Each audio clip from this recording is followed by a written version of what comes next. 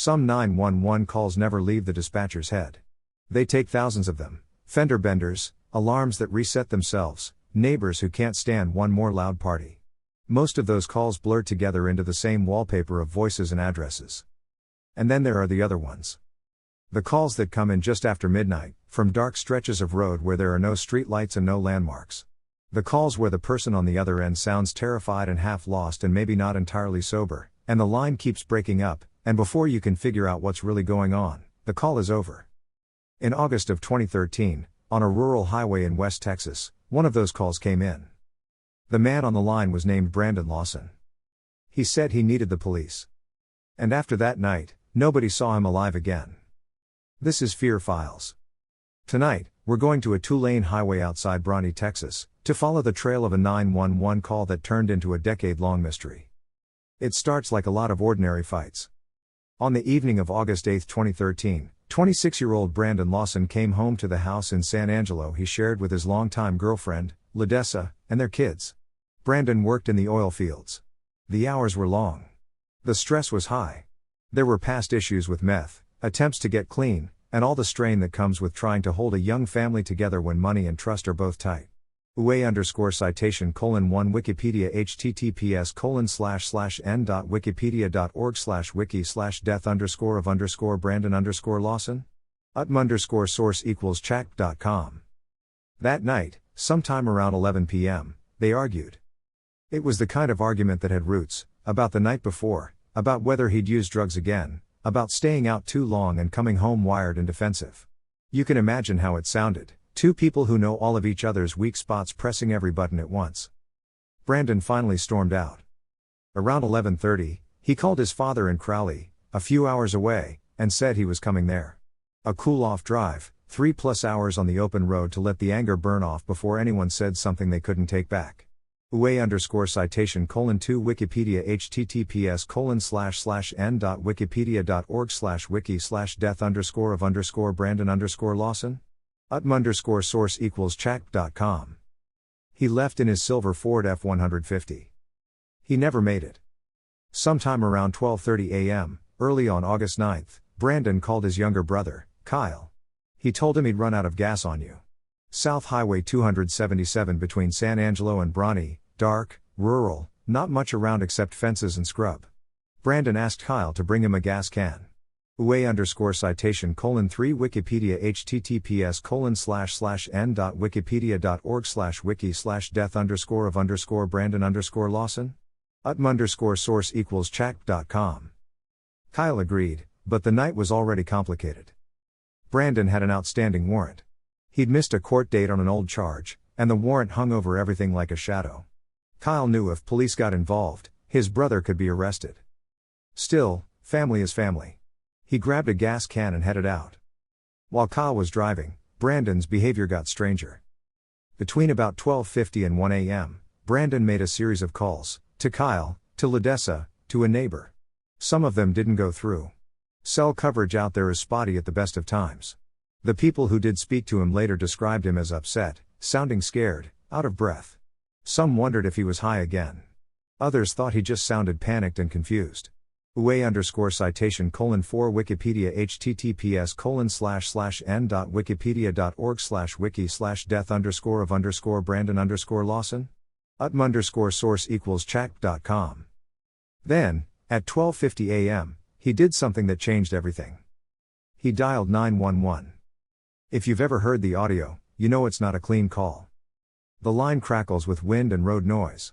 Brandon's words are slurred in places, cut off in others, the way they get when you're moving around or waving your phone trying to keep a signal. He tells the dispatcher he's in the middle of a field and that he ran into someone. He says, "I need the cops." There are fragments that sound like we're not talking to him. "I accidentally ran into him, and something about both of us." People who have studied the call for years still argue over the exact phrasing.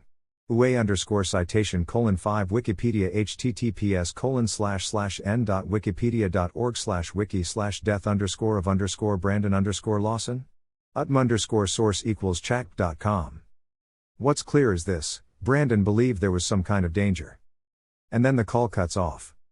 A few minutes later, at 12:56 a.m., a passing trucker called 911 to report a pickup parked awkwardly on the side of Highway 277, partially in the lane, hazard lights off. UA_citation:6 Wikipedia https://n.wikipedia.org/wiki/death_of_Brandon_Lawson? UTM_source=chat.com. It was Brandon's F-150. The timeline around 1 a.m. that night is tight and messy. While dispatch is trying to make sense of Brandon's 911 call, Kyle is still driving toward him with the gas can. He's with his girlfriend. He's also been on the phone with Ladessa, who has called the sheriff's office herself after Brandon's strange calls, worried he might be hurt or in trouble. Sometime around 1:10 to 1:15 a.m., Kyle and a Coke County Sheriff's deputy both arrive in the area where Brandon said he'd run out of gas. They find the truck exactly like the trucker described it, stopped in a hazardous way, front end sticking partway into the lane. No sign of Brandon. The truck is unlocked. His phone and keys are gone. There's no obvious damage, no blood, no broken glass. Just an empty vehicle on a dark road. UA_citation:7 Wikipedia https://n.wikipedia.org/wiki/death_of_Brandon_Lawson? UTM_source=chat.com. Kyle is still trying to call his brother. At one point, Brandon actually picks up. Kyle later said Brandon told him, "I can see you, I'm right here," and sounded out of breath, like he was moving or hiding. But Kyle and the deputy both look around and don't see anyone in the brush or along the fence line. It's West Texas out there, flat in places, scrubby, but with enough dips and brush that a person crouched down in the dark could be practically invisible, especially if they really didn't want to be found. UA_citation:8 Wikipedia https://n.wikipedia.org/wiki/death_of_Brandon_Lawson? UTM_source=chat.com. Here's where the warrant comes back into the story. Kyle starts to think that maybe Brandon is hiding on purpose. If he's high, if the police are there, if he knows he has an outstanding warrant, he might be convinced that stepping out will mean cuffs and a trip to jail. So Kyle makes a decision he'd regret for years. He tells the deputy that Brandon must have wandered off, that he'll sit for a bit and wait for him to come back. After about 30 to 45 minutes, with no sign of his brother, Kyle leaves the gas can in the bed of the truck, assumes Brandon will come back for it, and heads home. The deputy leaves too. UA_citation:9 Wikipedia https://n.wikipedia.org/wiki/death_of_Brandon_Lawson? UTM_source=chat.com. It's just after 2 a.m. Brandon Lawson is alone somewhere on or near that highway. And that's the last time anyone ever hears his voice. In the hours after, life tries to swing back toward normal, and can't. Around 4 to 5 a.m., Kyle returns to the truck area, expecting to find Brandon sobered up, maybe angry, maybe embarrassed, but there. The pickup is still there. Brandon isn't. By 8 a.m., the truck is towed. Days go by. There is no activity on Brandon's bank accounts, no calls to friends, no social media, no confirmed sightings. That's the point when a bad night turns into something else. A missing person case. Searches are conducted along Highway 277. Deputies and volunteers walk fence lines, check nearby fields, and work along the Colorado River, which runs near the area. Nothing obvious turns up. No clothing, no phone, no body. UA_citation:10 Wikipedia https://n.wikipedia.org/wiki/death_of_Brandon_Lawson? UTM_source=chat.com. Online, the story starts to grow teeth. People rip the 911 audio apart, trying to catch every syllable. Was he saying "I hit somebody"? Was he being chased? Did he mention someone with a gun? Was he hallucinating from drugs out in the middle of nowhere? At the same time, there are quieter, more painful questions closer to home. Did he wander too far into the brush and collapse in the heat? Did he try to avoid police and get lost in the dark? Did someone driving that road see a vulnerable man alone and decide to take advantage of it? For Brandon's family, those theories aren't just internet speculation, they're the background noise of every day. Years pass. The Facebook page Help Find Brandon Lawson becomes a kind of vigil. People share flyers, podcasts cover the case, amateur sleuths draw maps of the area and argue about timelines. For many of them, the mystery centers on a single brutal fact. Brandon seems to have been right there, within sight of his brother and a sheriff's deputy, and still slipped away. UA_citation:11 Wikipedia https://n.wikipedia.org/wiki/death_of_Brandon_Lawson source equals chat.com. Back along Highway 277, the landscape doesn't change much. The grass grows and dies back. Fences rust. Trash blows into the bar ditches and gets caught on thorns. Whatever happened on that night stays where it happened, without explanation. Until 2022. In February of that year, almost 9 years after Brandon disappeared, a private search team working in the area close to where his truck was found discovered clothing that looked like it could have belonged to him. Law enforcement was called in. The Texas Rangers organized a more detailed search of the area, and human remains were located. UA_citation:12 Wikipedia https://n.wikipedia.org/wiki/death_of_Brandon_Lawson source equals chat.com. They still couldn't say, right away, whose they were. DNA testing takes time. But for Brandon's family, it was the first concrete sign that he hadn't simply driven away to start a new life, that he hadn't chosen to abandon his kids and vanish on purpose. He'd been there. All along. Somewhere in that rough terrain by the highway. The final confirmation didn't come until later. In late 2024 and into 2025, after extended delays, the DNA results finally confirmed what his family had suspected since the remains were found. They belonged to Brandon Lawson. He was officially no longer missing, but deceased.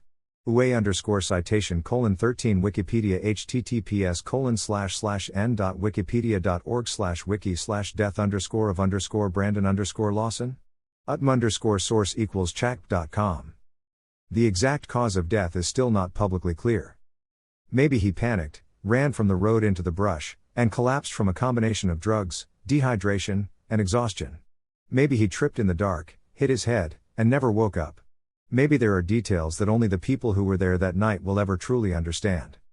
What's left behind is the echo of that 911 call, and the image of a man alone by the side of the road, scared enough to ask for help and yet too tangled up in warrants and bad decisions to come out when help actually arrived. There's an easy way to tell this story that makes Brandon the architect of everything that happened. He used drugs. He fought with the woman who loved him. He drove angry. He had an active warrant.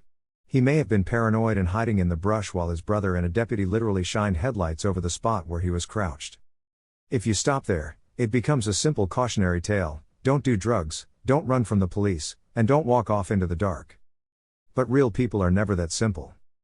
Brandon was also a young dad who called his brother for help instead of some stranger.